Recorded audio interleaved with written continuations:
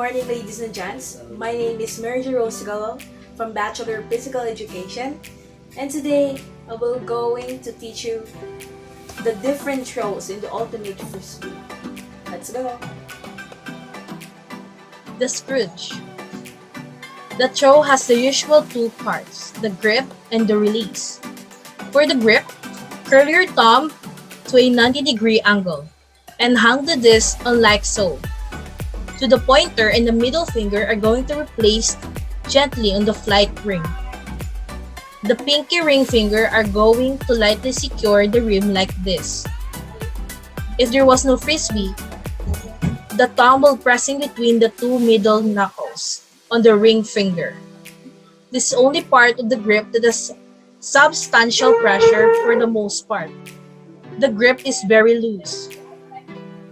The release point is at below your knee and release angle is about 30 degrees off the ground.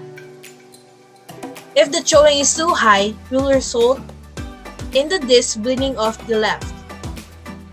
The loose grip helps us get the disc perpendicularly to the ground during the release.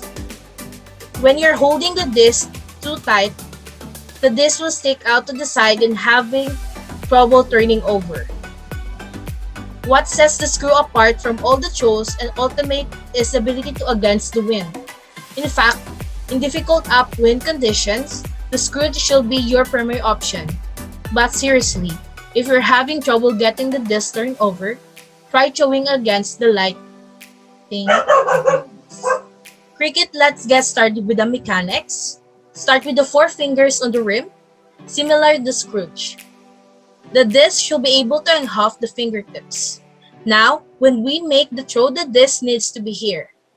To accomplish this, we need to rock the disc back and forth. Now that we have the motion down, time to work on the release. The release is a 3/4 spin, counterclockwise of your wrist. The release will come from the pinky and the ring finger. It's important to try to get the release slightly outside and so the disc come back to your partner. The release will take practice. One way to get the mechanics down is to throw a few yourself like this. Once you have that down, let's try making the throw. The only thing that challenge is while you're moving everything up, you're bringing your hands forward to create the momentum. The cricket is not only cool tricks throw, but has some practical use as well. The chicken wing. With your thumb in the cup of the disc and all fingers on the top, stretch your arm out. Your arm should be straight and parallel with the ground, with the disc as far away from your shoulder as possible. Pull your straight arm back and bend your wrist back as far it goes to charge up the throw and spring it forward. Or in other words, still parallel with the ground. When bringing your arm forward, you should release everything you have done in one fluid motion. Note that the disc means comes from flinging it off your thumb located in the cup of the disc. The easiest way to learn is just be 20 times watch any video or makita mo lang.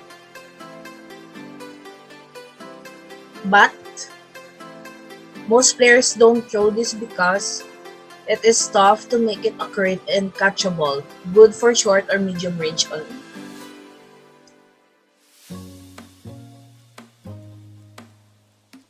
So let's start with the backhand.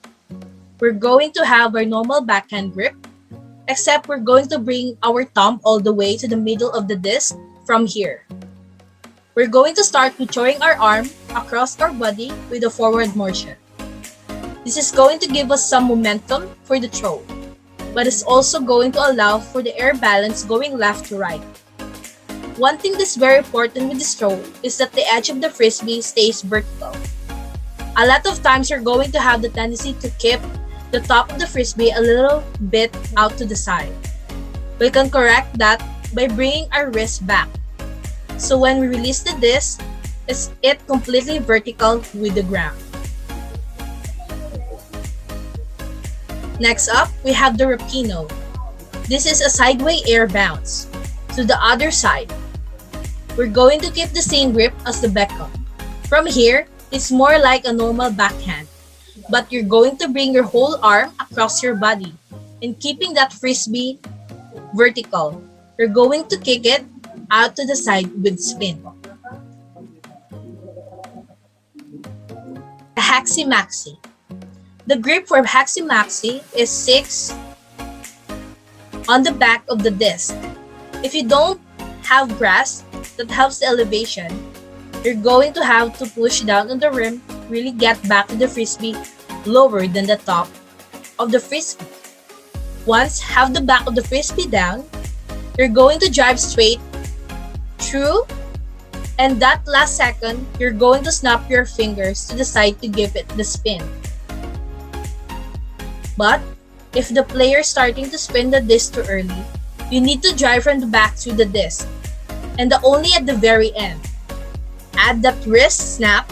The Haxi-Maxi is a great for teams that love the fast break. Save those valuable seconds instead of the picking up the disc. This attack with Haxi-Maxi, one challenge out there. Let's see if you can show the furthest Haxi-Maxi on the turf when you can cheat and pop up the disc on the grass. Bixler and Primo. The Bixler and the Primo have the same grip. It is a forehand release on the backhand side. For the Bixler, we're going to the point to the top of the disc at the ground and throw a backhand side flip. The Bixler should travel no more than 5 to 10 yards. It is primarily a golden throw. You can use this throw ultimate as a high stall, count to draw foul, and receive count for the Primo. The same grip as the big flare, but instead of releasing the disc vertical, we're going to bring the disc towards your body. This way you'll create more a throw where the disc will sail up and float back to your target. One important part about the Primo is aim up and to the left, and the disc will always draw back to the right. Did you know that Primo can reach up to 50 yards? That's all. The elevator throw or the elevator pass. How to elevator pass a frisbee is an awesome throw indoors. This throw is thrown differently by everybody, so I'll teach you the way. With a slightly bent arm, hold the disc like a backhand at a downward 45-degree angle in front of you. Bend your knees a little bit. In one motion, lift your arm and straighten it. Unbend your knees and give the disc a tiny bit of spin as you release it upward. I give spin by just snapping my thumb to the left. There is barely any wrist or arm involved in the spin, or it shouldn't look like a backhand throw. By unbending your arm slightly, you should have the disc some forward thrust. If done right, the disc will be level and go up after 15 feet with the back down. Still level and land about 10 to 20 feet away. I like it because you can float right over a defender in front of you. Not really affected by the wind since there's very little spin, only short range. Doughboy. The grip for the doughboy is the same as pizza pie. You're going to hold the disc with your hand on top. Using the momentum you get from swinging the disc the way up here. When you get to this point and the disc is pushing against your hand, you're going to push against the disc, as well as snap your wrist as fast as you can. It's important in this position that you release the disc vertical. If you release the disc to flat, it will blade off to the right because there's enough spin or the disc in place. So you're going to get the pressure, you're going to bring the disc up and release it. This too. We're going to go with the backhand grip, or we're going to snake and put our pointer finger on the rim. As you bring the backhand back, Make sure you drive for enough where your partner thinks that's coming in hot once you get back here and start deliver the throw. Your hand is going to flip upside down and you're going to throw the disc like this. Hope everybody was learn this too.